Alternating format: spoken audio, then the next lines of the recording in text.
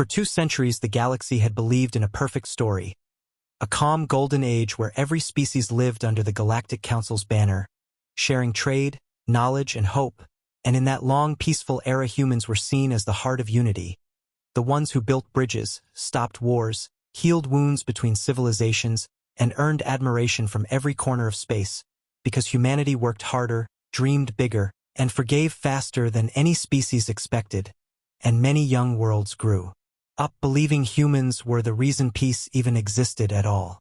For 200 years Earth sent scientists to cure diseases on distant planets, engineers to rebuild fallen cities, diplomats to end ancient rivalries, and soldiers only when absolutely needed, always side by side with others, never conquering, never dominating, only protecting the fragile calm that held the galaxy together. But in the Council's grand chamber, far from the eyes of ordinary citizens, something colder had been building like a silent storm, a fear not spoken aloud, a whisper that grew into paranoia, because humans advanced faster than anyone else. Smarter ships, cleaner energy, stronger medicine, deeper exploration, and while most species celebrated this as progress, a few powerful council leaders saw it as a threat, a shadow rising behind them. And so, one quiet night, without warning, without public vote, the council summoned a secret meeting, a gathering hidden behind sealed doors, dark windows, and muted voices, and inside that chamber the air felt heavy with tension as alien diplomats stared at each other with uneasy eyes, waiting to hear why they had been called. Then the High Chancellor stood, his voice cold and sharp, and delivered a sentence that froze every heart in the room. Humanity has grown too strong. The words echoed through the hall like a knife dragged across stone, and the human ambassador, a calm woman named Elora Ward, blinked in disbelief, thinking she had misunderstood. But the Chancellor continued, accusing humans of hidden ambition, of secret military programs, of wanting to control the galaxy's future. Elora protested, her voice steady but wounded, reminding them of the peace treaties humans helped write, the wars they stopped, the lives they saved, but the Council refused to listen. Their fear had already chosen the truth they wanted. Without debate, without proof, without mercy, the Council voted on emergency sanctions. Human research would be banned, human colonies would be shut down, human leaders would lose their seats, and human diplomats would be arrested for investigation. Elora's breath caught, her chest tight, because she could feel the world shifting beneath her feet, and she tried one last time to reason, whispering, "We have stood with you for centuries. Why would you do this?" But the Chancellor only stared back with cold, frightened eyes and said, "Because peace is safer without humans." That single sentence shattered the illusion of unity. The next morning, across the galaxy, human settlements found themselves surrounded by Council patrols. Research labs were sealed shut, scientists dragged away, carrier ships blocked from takeoff, and Terran ambassadors placed in chains while crowds watched in stunned silence. There were no riots, no resistance, no war cries, just quiet disbelief, as if humanity couldn't accept that their allies, their friends, their partners in peace had turned on them overnight. On distant worlds where humans worked side by side with aliens, many non-human citizens cried or begged the soldiers to stop, insisting humans were loyal, gentle, trustworthy, but orders were orders and fear was stronger than truth. The final blow came 3 days later. A message was broadcast across every channel, on every planet, in every language. Earth's defense fleets are to be dismantled immediately. In one cold sentence, the Council stripped humanity of the one thing every species needed to survive: security. Every screen showed footage of Council drones attaching demolition charges to Terran warships, crews forced to step aside and watch as the engines they built with pride were shut down forever. Admirals stood silent, soldiers stood stiff, but no one fought back, and the galaxy whispered in confusion, because every species expected humans to rage, to protest, to shout, to demand justice. But humanity did nothing. No weapons, no speeches, no threats, only silence. A silence more terrifying than war.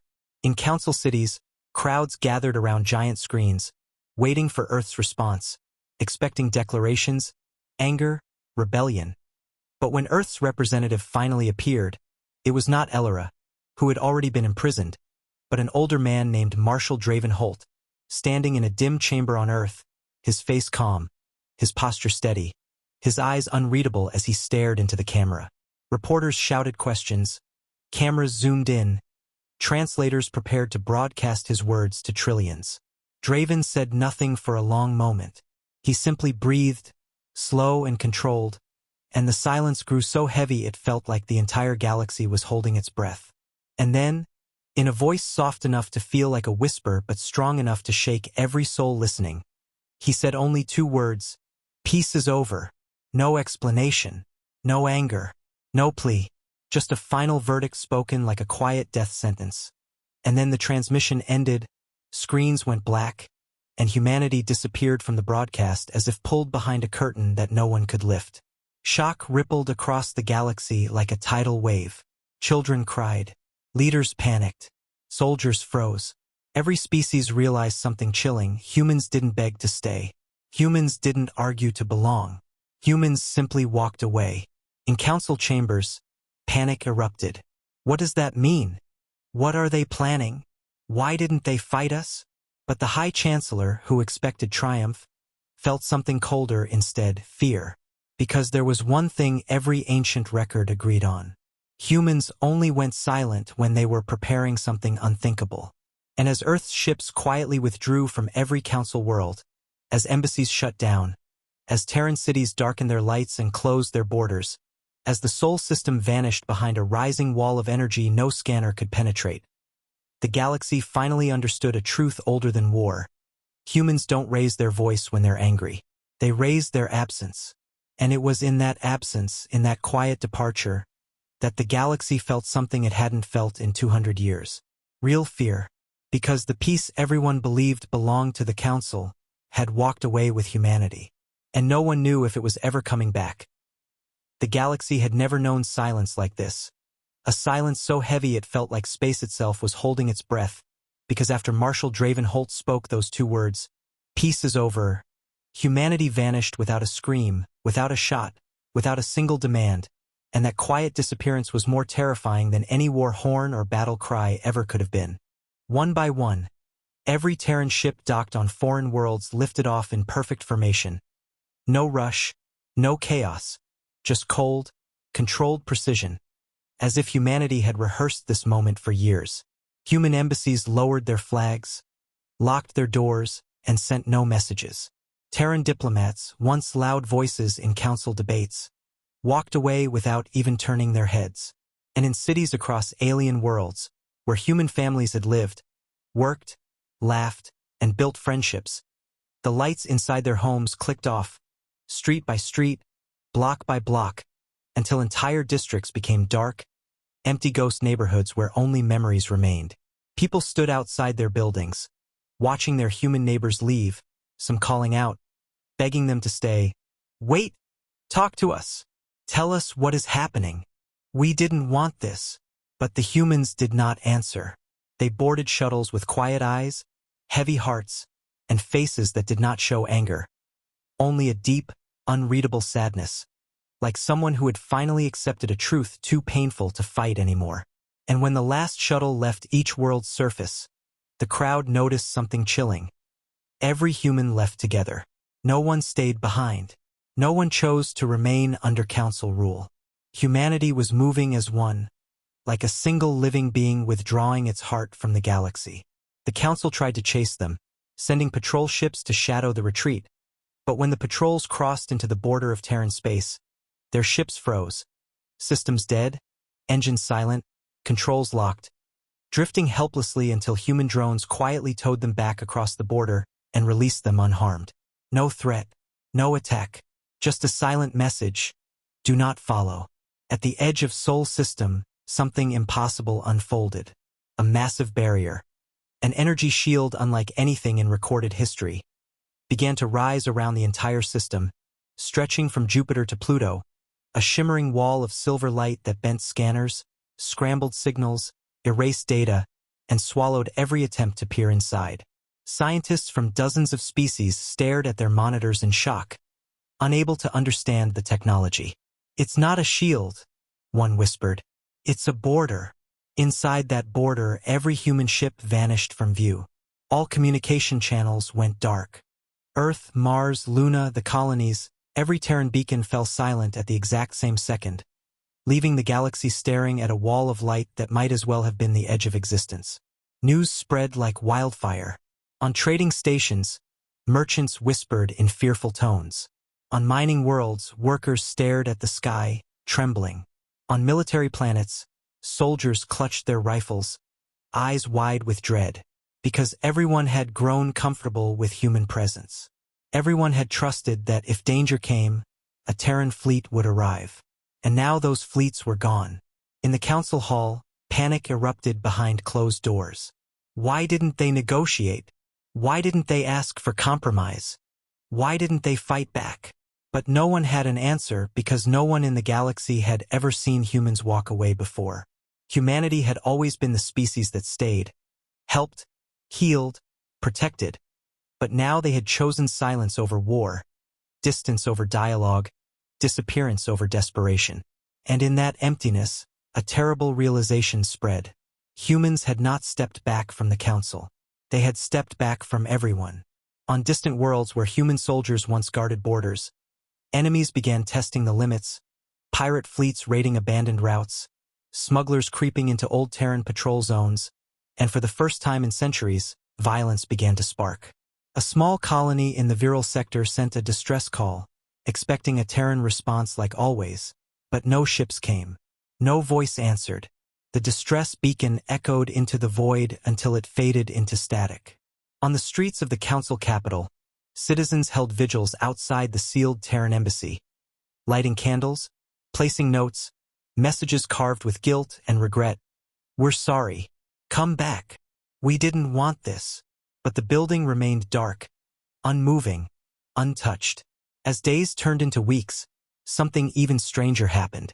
Reports surfaced of unmanned human satellites gliding back toward the Soul Barrier, as if being called home by an invisible command. Terran trade hubs unlocked only long enough to eject all remaining cargo onto open docks, then shut down forever. Every piece of human presence outside their space was slowly, quietly erased, like a dying star pulling in its light. The galaxy began to feel smaller, colder, weaker without them. On a lonely diplomatic station, a young officer stared out a window at the distant shimmer around Sol and whispered to herself, "Why didn't they fight for peace?" An older advisor standing nearby answered with a voice heavy as stone, "Maybe peace was never ours to take. Maybe it was theirs to give." Meanwhile, deep inside the Soul Barrier, unseen by alien eyes, unseen by scanners or spies, unseen by every desperate attempt to uncover the truth, humanity gathered in silence. Not shattered, not defeated, not afraid, only waiting, planning, preparing. And while the council celebrated publicly, pretending victory, pretending control, pretending confidence, every leader in private felt the same icy dread creeping through their spine, because they remembered the ancient proverb whispered through history. Humans do not slam doors. They open new ones, somewhere else. And now, behind an impenetrable wall, humanity was building something. No one knew what, no one knew why, but everyone understood one truth that echoed across the stars like thunder. Peace did not end when the council broke trust. Peace ended when humanity walked away. And the galaxy had no idea what that silence was about to unleash. Whispers spread like wildfire through star systems and spaceports, carried in trembling voices and fearful glances, because weeks after humanity vanished behind the shimmering Soul Barrier, something strange and terrifying began to happen across the galaxy. Terran warning buoys started appearing in places no human ships had been seen, silent black spheres drifting near trade routes, border stations, and council checkpoints, each one broadcasting the same 6 words in a cold, calm human voice. "Do not cross the line again."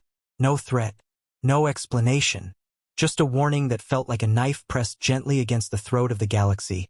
And when council scouts tried to capture one of the buoys, it dissolved into light, leaving behind nothing but a pulse that shut down every ship within 10,000 kilometers, forcing them to float helplessly until a rescue team arrived. The council tried to downplay the incident, calling it a malfunction, but fear seeped through the cracks of every lie, because nothing in their database could explain that technology. Nothing could predict it. Nothing could control it. Meanwhile, on frontier planets that once relied on human trade and engineering, machines began to fail. Reactors flickering, power grids collapsing, medical systems shutting down, and every technician quickly realized a terrifying truth. All of it had been Terran-built, Terran-maintained, Terran-protected. Without humans, the galaxy didn't just lose an ally, it lost the hands that kept it alive. On the mining world of Corva, 9, entire cities went dark, food storage systems failed, and frightened civilians gathered in the streets, crying out for Council aid. The Council sent a small relief ship, but when it arrived, desperate residents crowded around the landing platform, screaming tearfully, "Where are the humans? They always helped us. Bring them back."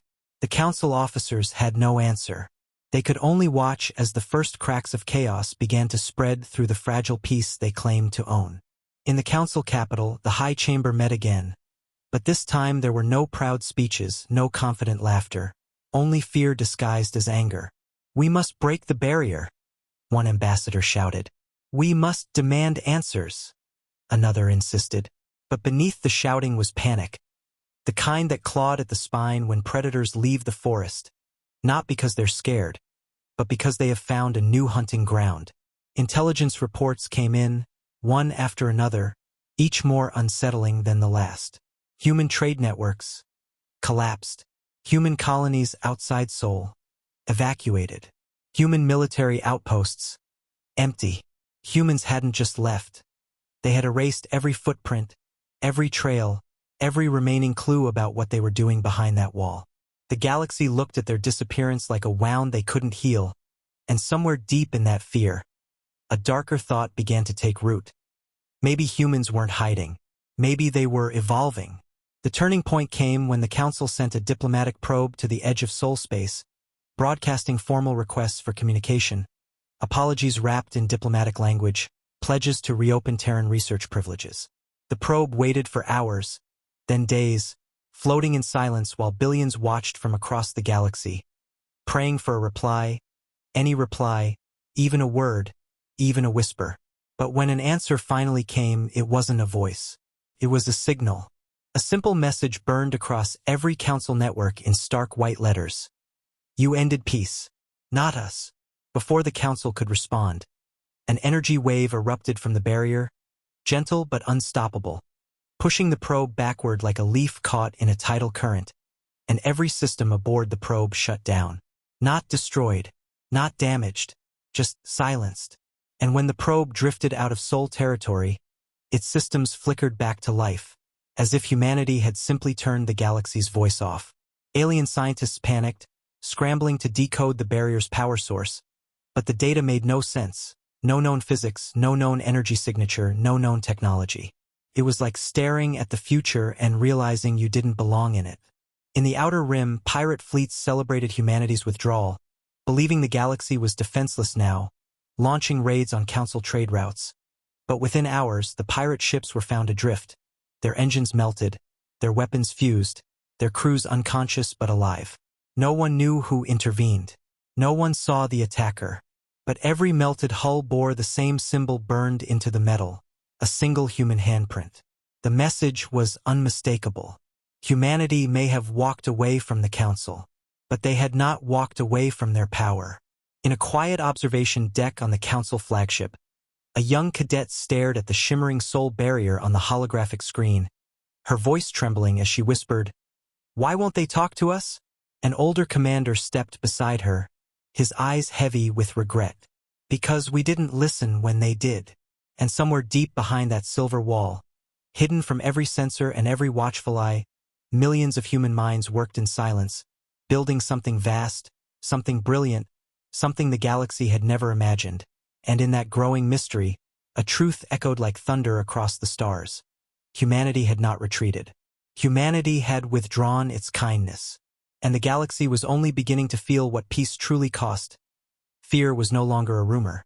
It was a living thing crawling through every Council world, wrapping itself around hearts and throats, because by the 4th month of humanity's silence the galaxy finally understood something terrifying. Peace had not collapsed because humans were gone. Peace had collapsed because humans had been holding it up all along, Like invisible pillars no one noticed until they were ripped away. Trade routes fell into chaos, border skirmishes ignited, old rivalries awakened like sleeping beasts, and everywhere people began saying the same whispered sentence.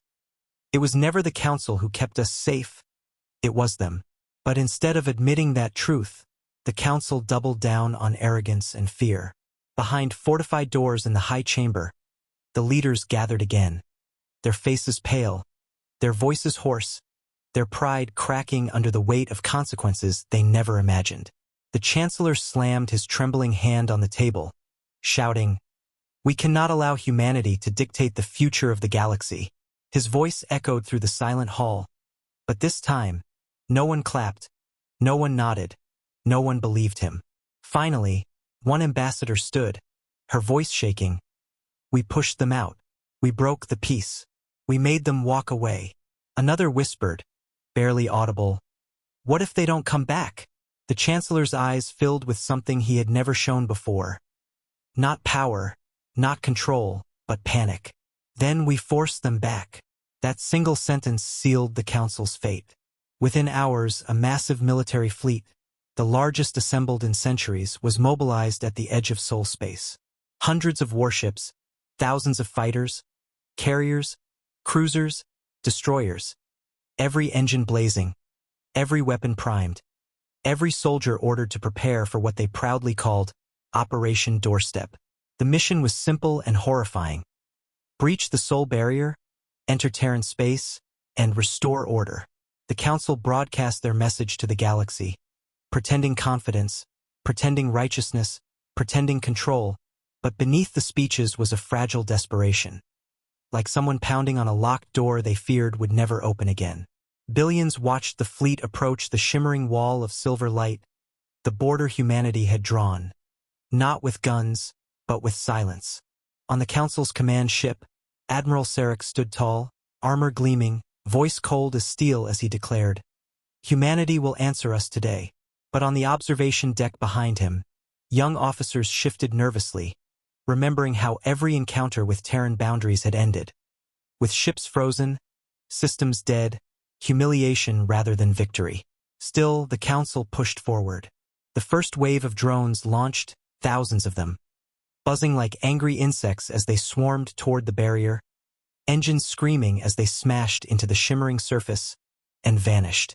No fire, no explosion, no debris, just gone. The crowd watching across the galaxy gasped, screens flickering with stunned faces, reporters stuttering over words that suddenly felt too small to describe what they had seen.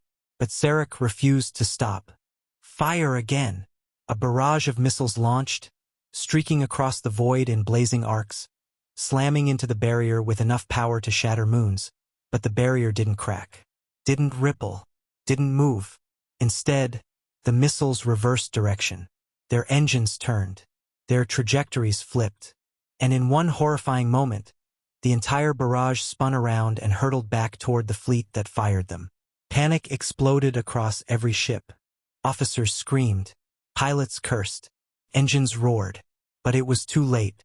The missiles slammed into the council's own armada, tearing through hulls, detonating across formation after formation, ripping through steel and shields like paper soaked in fuel. Fire filled the void. Ships split in half. Entire battalions vanished. And the soul barrier remained untouched, silent, calm, indifferent. The council flagship shook violently. Alarms wailed. Officers fell to the floor. Sarek stared, horror filling his eyes as he whispered, "That wasn't a shield." On every screen across the galaxy, analysts and scientists realized the same truth at the same moment. It reflected the attack, reversed the energy, used their own weapons against them. The barrier was not a wall. It was a judgment. Before anyone could recover, before the galaxy could process the devastation, space in front of the barrier began to shift, warping like heat over metal, bending like gravity under pressure, and then something stepped through. Not a fleet, not an army, just a single ship, black, silent, smooth like obsidian. No markings, no weapons visible, no insignia, no lights, It drifted toward the Council's shattered fleet with terrifying calm, like a shadow that had decided to take form. Council ships scrambled into defensive formations, terrified voices cursing, begging, praying. But the black ship did not fire, did not threaten, did not speak. Instead, every screen in every ship, every station, every city across the galaxy flickered to life with a single message in stark white letters. This was your only warning. No signature, no voice, just a truth written like a sentence. Then the black ship turned and passed back through the barrier, vanishing like smoke swallowed by night. And as the soul wall shimmered closed behind it, the entire galaxy felt the same cold realization crawl up its spine. Humanity wasn't hiding because they were afraid. Humanity was hiding because they no longer trusted the galaxy. And worse, they no longer needed it. On the Council flagship, surrounded by wreckage and death, Admiral Sarek sank to his knees, voice hollow, broken, barely a breath. We did not push them away. His eyes lifted toward the silent silver barrier. We drove them beyond us. For the first time in 2 centuries, the Galactic Council understood the truth they had denied, mocked, buried, and now feared with every trembling breath. Peace never belonged to the Council. Peace only existed because humanity allowed it. And now humanity had withdrawn that permission. The galaxy had just crossed a line it didn't know existed. And there was no way back. The shock of the fleet's destruction spread faster than any transmission ever had, racing from world to world like a cold wind that snuffed out every last ember of confidence the Council once held, because the galaxy had watched something impossible. An empire-sized armada crushed not by human weapons, not by human soldiers, not by human rage, but by their own fire turned back against them, as if the universe itself had taken humanity's side. In the hours that followed, the Council chambers became a battlefield of panic. Advisors screaming, ambassadors shaking, generals slamming fists on tables, all of them desperate to rewrite what had just happened, desperate to pretend they were still in control, but their voices were nothing more than frightened noise echoing through a collapsing tower.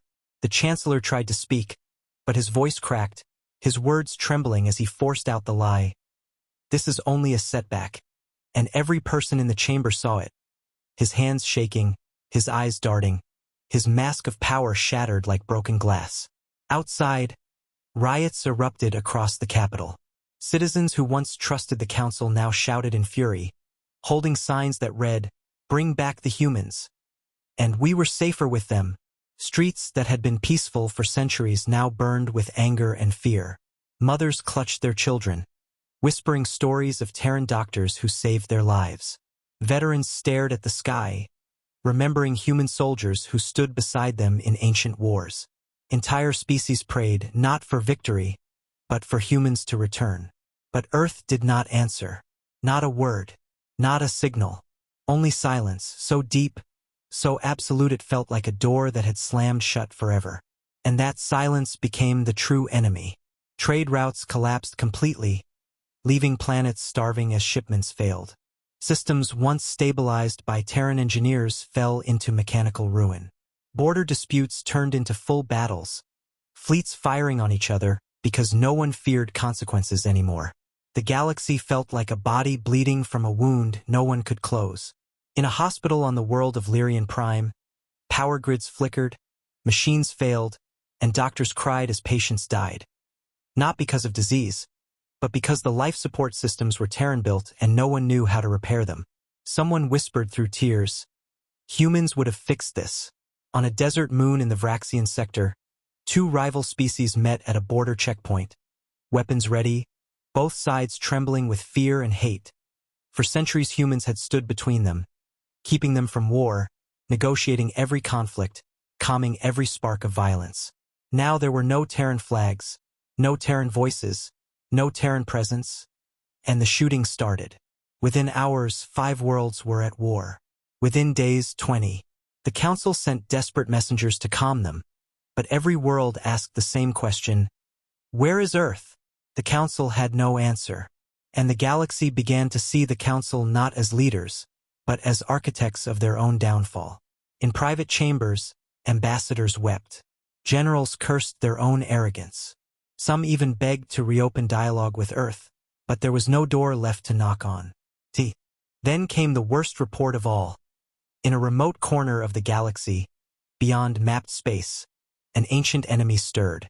A species called the Riftborn, creatures of shadow and serrated armor, long believed extinct, emerged from the void, tearing through a small colony with terrifying speed. They left no survivors, no structures, no signals, just an empty, silent crater, like a mouth opened in the surface of the world. The Council scrambled, deploying fleets, sending elite soldiers, firing every weapon they had. But the Riftborn tore through them like paper, ripping cruisers apart, overriding shields, devouring cities in minutes. Panic turned into horror. Horror turned into despair. And a single truth echoed through every command center, every bunker, every broken fleet. They needed humanity. The Council sent a distress call, voice fractured with fear, confessing everything they had never admitted before. Earth, Sol System, humanity, we were wrong. We need you, not to serve us, to save us. Billions held their breath, waiting for an answer. Seconds turned into minutes, minutes into hours. The Riftborn closed in, moving through space like a black tide, unstoppable, inevitable. Council leaders fell to their knees, sobbing, begging into dead channels. Please, please answer us. And then, finally, the soul barrier shimmered. A flicker, a pulse. Every scanner in the galaxy snapped toward it. Every monitor zoomed in. Every heart froze. The barrier brightened, then dimmed again. Silence. Humanity had heard the call, but they did not respond. They did not open their gates. They did not return to the Council. And in that silence, the galaxy felt something worse than fear. Abandonment. Because for the first time in history, every species understood the truth. Humanity hadn't left because they were weak. Humanity had left because they were done. And now, as the Riftborn swept across star systems, as entire worlds screamed for help, as civilizations faced extinction, the universe realized the cost of betrayal. The Council had thrown away the one force that ever cared enough to keep them alive. And humanity was letting the galaxy learn that lesson alone. The Riftborn invasion didn't feel like war. It felt like the universe was being erased, piece by piece, star by star, world by world, until every light that once shined under the Council's banner flickered and died, leaving only darkness and the echo of screams carried through empty space. And as planet after planet fell, as cities vanished beneath shadow, as fleets were torn apart like fragile leaves in a storm, the galaxy finally understood the brutal truth they had never wanted to face. Without humanity, there was no shield, no anchor, no hope. On the Council capital, the once proud streets, where banners of peace had flown for centuries, were filled with refugees, terrified civilians sleeping on cold ground, clutching children, praying to silent skies, begging for a miracle that did not come. Broadcast screens looped footage of burning worlds, broken fleets, and desperate messages pleading for evacuation. The Council's voice, once confident and arrogant, now trembled, cracked, shattered as they begged the public to stay calm. But their eyes betrayed them, filled with the same horror that gripped every soul across the stars. In the war room, a dozen generals surrounded a flickering hologram of the Riftborn advance, red markers spreading like a plague across sectors once rich with life, and every few seconds another marker blinked out. Another world gone. "We can't stop them," one general whispered, voice thin and shaking. "Our weapons can't penetrate their armor. Our shields collapse in seconds. We're losing systems faster than we can count." And then, the sentence that hung in the air like a death knell. This never would have happened if humans were here. No one argued. No one spoke. No one dared breathe. The Chancellor, once proud and towering, now hunched and pale, whispered to himself. "We pushed away the only species that ever fought for more than themselves." His voice broke. "And now we face what they would have protected us from." Across the galaxy, ordinary people spoke humanity's name the way ancient civilizations whispered prayers. Soft, broken, desperate. On the icy moon of Tel Eris, a young alien girl stood on a ruined balcony, staring at the stars as her mother wept behind her. And she whispered, The humans will save us, right? But her mother couldn't answer. She could only hold her daughter tighter as the sky glowed with rift-born fire. On a damaged space station, soldiers listened to the last transmission from a dying colony. Shrieks, explosions, static, and one soldier punched the wall until his knuckles bled, shouting through tears, "Where are the humans? Why won't they help us?" The answer was simple and devastating. Humans were watching, but they were not coming. Not yet. On the far edge of soul space, inside the shimmering barrier, a human child stood beside a towering viewport, staring out at the distant stars. He tugged on his father's sleeve and whispered, "Why don't we go help them?" His father, face lined with grief and anger, knelt beside him. "Because they didn't want us." The child's eyes filled with confusion. "But they need us." The father closed his eyes, voice hollow. Needing someone isn't the same as valuing them. And somewhere behind them, in a vast command hall carved into Luna's core, humanity's leaders stood around a silent map of the galaxy, blinking with red, the same red that marked extinction. Marshal Draven Holt stood at the center, his face carved with shadows and sorrow, his eyes hollow from sleepless nights, watching the collapse unfold beyond the barrier as if staring at a wound he could not yet touch. "How many worlds have fallen?" he asked quietly. A technician swallowed hard, voice cracking. 34. Draven's hands tightened at his sides. "Civilians." The technician's voice broke completely. "All of them." A tremor went through the room. Not fear, but grief. Because humanity had not turned cold. Humanity had not turned cruel. Humanity was suffering with every world that died. But they did nothing. And that doing nothing was the hardest thing they had ever done. Behind Draven, a massive wall glowed with a single phrase burned into steel. "We will not bleed for those who betrayed us." It was a vow forged from the ashes of humiliation, from chains and arrests, from shattered trust, from centuries of loyalty repaid with fear. But another sentence, smaller, etched beneath it, whispered a different truth. "We will answer when the universe learns." And humanity was waiting for the galaxy to understand the price of treating them as tools instead of equals. In the council capital, hope crumbled completely when the Riftborn breached the system's outer defenses. Fleets scrambled, missiles launched, shields flared and failed. One by one, ships exploded in burning silence. Civilians screamed as the first Riftborn warforms descended from orbit, towering beasts of bone and void, devouring towers, ripping through armored walls, tearing apart everything the Council once believed invincible. In desperation, the Council transmitted one final plea, not as rulers, not as leaders, but as broken beings clinging to life. "Earth, please, we were wrong. We don't want power. We don't want control. We just want to live." Across the galaxy, trillions watched the empty channel where humanity's response should have appeared. Seconds crawled into minutes. Minutes crawled into hours, and still no reply. Soul remained silent. The barrier shimmered, cold, calm, impenetrable, while the universe burned. Then, as the Riftborn reached the capital, as extinction loomed like a closing fist, as the Council prepared to accept their fate, something changed. Every Riftborn movement stopped, frozen mid-strike, mid-lunge, mid-roar, as if time itself had taken hold of them. The sky flickered, the air shook, a low hum rolled across the planet like thunder buried beneath stone. And then a signal, faint, distant, human. 3 words, "We are watching." The Council fell to their knees, sobbing, not in relief, but in terror, because humanity's silence was no longer absence. It was judgment. And the galaxy finally understood the truth that had been waiting in the dark this whole time. Humanity wasn't refusing to fight. Humanity was deciding whether the galaxy was worth saving. And time was running out. The moment those 3 words, "We are watching," echoed across the burning capital, it felt as if the universe itself paused, like every star, every breath, every heartbeat froze in a suspended silence that was heavier than death. Because in that single message the galaxy heard something far more terrifying than hatred or revenge.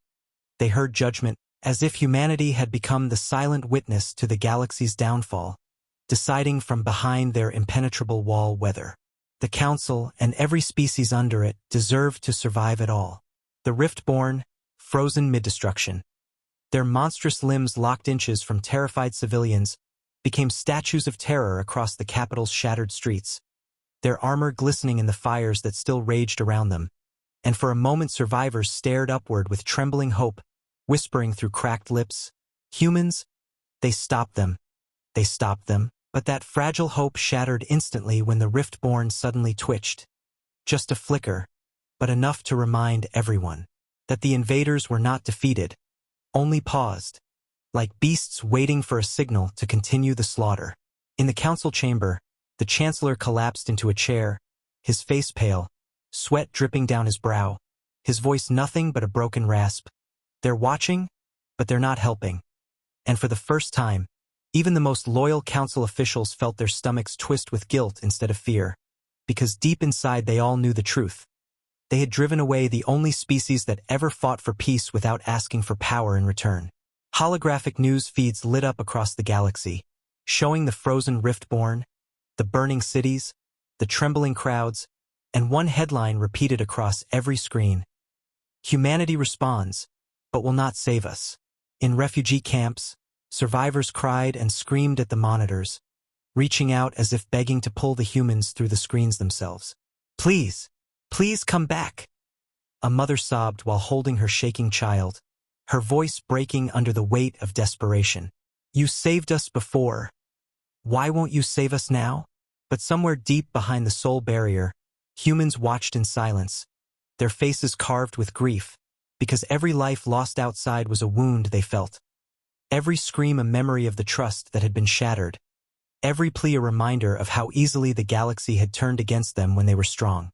On Luna, inside the hidden command citadel, Marshal Dravenholt stood alone before a colossal viewscreen showing the collapsing capital from thousands of angles, and his reflection, haunted, tired, hollow, looked like a man carrying the weight of every decision humanity had ever made. Behind him, other Terran leaders argued in hushed but frantic voices. "We have to intervene," one demanded, slamming a fist onto the table. "Innocent lives are dying." Another voice countered, sharp with pain. "They arrested our diplomats. They dismantled our fleets. They called us a threat." A third voice, quieter but trembling, whispered, "Are we really going to watch the galaxy burn?" Draven closed his eyes, remembering the moment humanity was betrayed. Scientists dragged in chains, colonies shut down, soldiers forced to dismantle the very shields that once protected those same species now begging for rescue. His voice came out low, rough, shaking. "We offered peace. They answered with fear." Another leader whispered, "But we are not them. We are better." Draven turned, eyes burning with a mix of sorrow and steel. "Then why did they treat us like monsters?" Silence crushed the room. No one had an answer. Meanwhile, on the council capital, the Riftborn began to move again, slow at first, like predators waking from sleep, and the remaining soldiers screamed into broken comms. "They're restarting! They're restarting!" Civilians scattered in panic as the monsters lifted their claws, their jaws, their weapons, ready to resume the slaughter.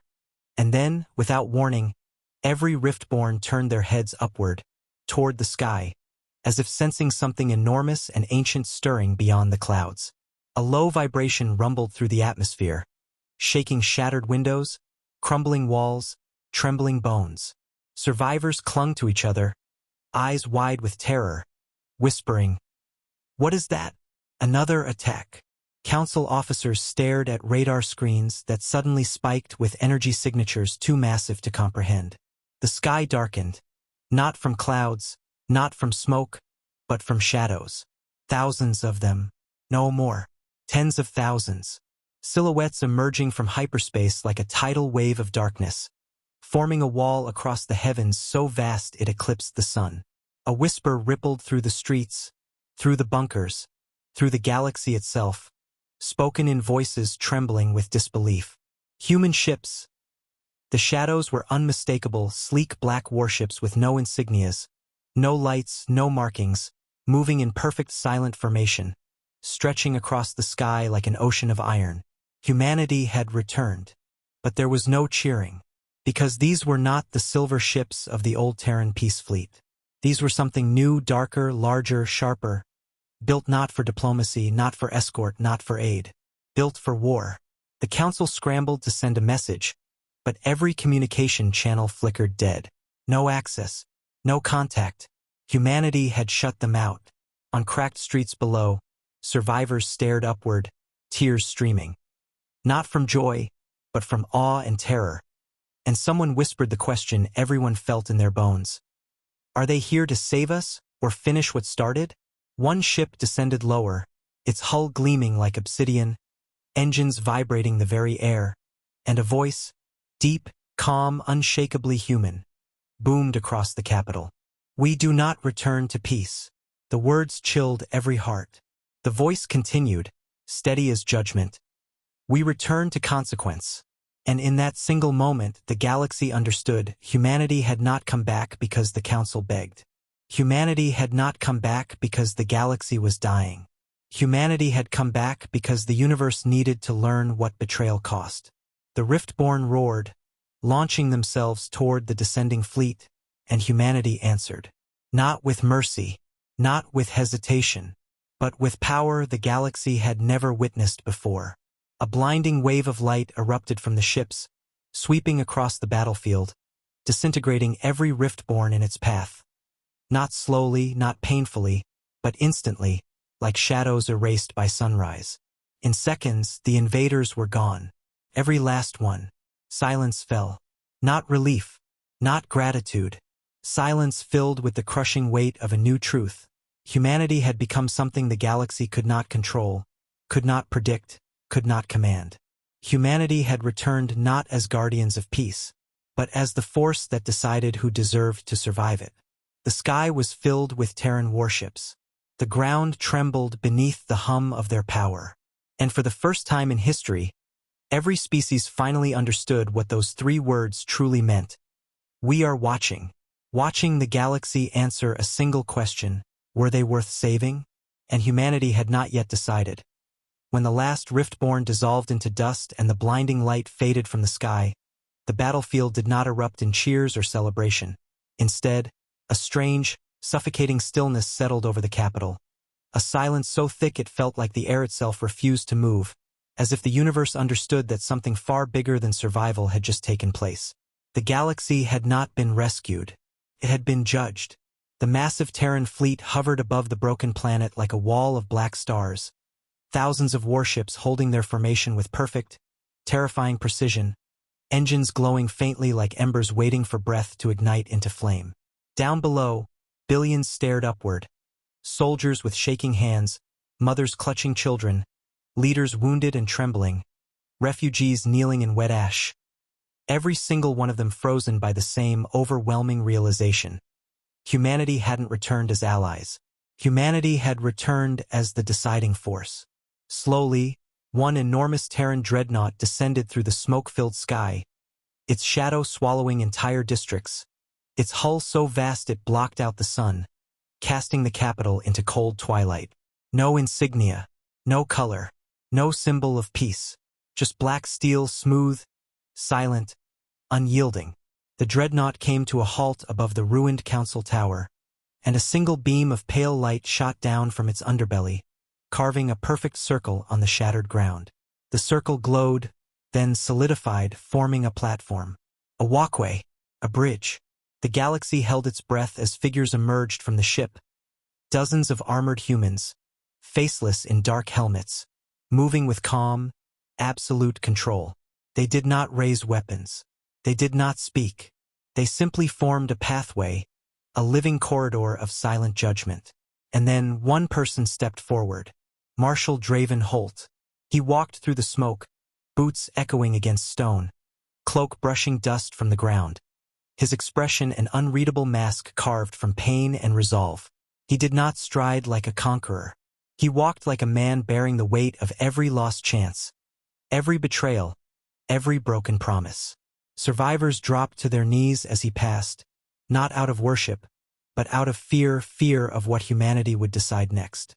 The Chancellor, feeble and shaking, stumbled forward, collapsing at Draven's feet, tears streaking his ash-covered face.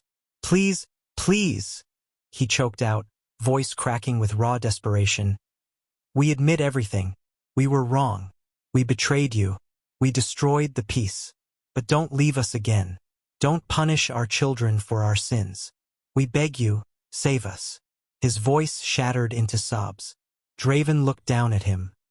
Not with anger, not with hatred, but with a hollow, exhausted sadness. A sadness older than war, older than fear. A sadness born from knowing that forgiveness was not the same as trust. His voice, when it came, was soft, almost gentle. "You ended peace the day you feared us more than you valued us." The Chancellor sobbed harder, gripping the ground as if it were the only thing keeping him from disappearing into despair. "We thought you wanted power." Draven closed his eyes. "We wanted partnership. We wanted respect." His voice trembled, not with weakness, but with truth too heavy to carry alone. "We protected this galaxy for centuries, not because we had to, but because we believed in it." He looked up at the burning skyline, at the ruins of a civilization humanity once called home.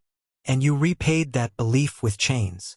The silence that followed was unbearable, because everyone remembered the day Terran diplomats were arrested, the day human fleets were dismantled, the day Earth was treated like a threat instead of a friend. Draven turned away from the Chancellor, stepping onto the platform at the center of the ruined plaza, and every holographic broadcast across the galaxy flickered to life, showing his face. Haunted, human, resolute. His message was simple. Humanity will not rule you. Humanity will not destroy you. Humanity will not abandon you. A trembling wave of relief washed across the survivors. But Draven wasn't finished. His eyes hardened. His voice sharpened. "But humanity will never serve you again." Gasps rippled across worlds. Draven continued, steady and final. "The age of council-led peace is over. The galaxy will heal or fall by its own hands." Behind him, the fleet began to move. Not forward, not downward, but outward, turning away from the capital, engines humming with quiet thunder. The humans were leaving, this time not in silence but in decision. The Chancellor crawled forward, voice breaking into a scream. "Wait! We need you. We need your strength." Draven paused, his back turned. The wind carried his final words like a closing door. "Strength without respect is slavery." Then he stepped into the beam of light and vanished aboard the dreadnought.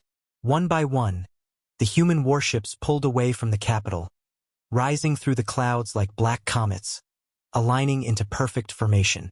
The sky shimmered with the glow of thousands of engines igniting at once. And then the fleet jumped. No farewell message, no alliance, no promise, only absence, vast, overwhelming, final. The soul barrier returned moments later, stronger, brighter, stretching across the stars like a new horizon closing forever. Across the galaxy, screens went dark, leaving only a single final statement in quiet white letters. "We walk our own path now." The council collapsed within days, not from attack, but from shame and the weight of its own shattered authority. Worlds began rebuilding, not under orders but under necessity. Species that once leaned on humanity now stood trembling on their own feet, forced to learn what peace demanded rather than what it was given. And somewhere, in the silent dark beyond every map, where no star chart reached and no council dared look, humanity journeyed deeper into the unknown, forging a destiny no one else would shape, no one else would judge. No longer guardians, no longer allies, no longer servants of peace that never valued them. Humanity had become something new, independent, unreachable, unpredictable, and the galaxy, forever changed, whispered the truth in awe and fear. Humanity didn't leave peace. Humanity left the galaxy behind. Fade out. Cliffhanger.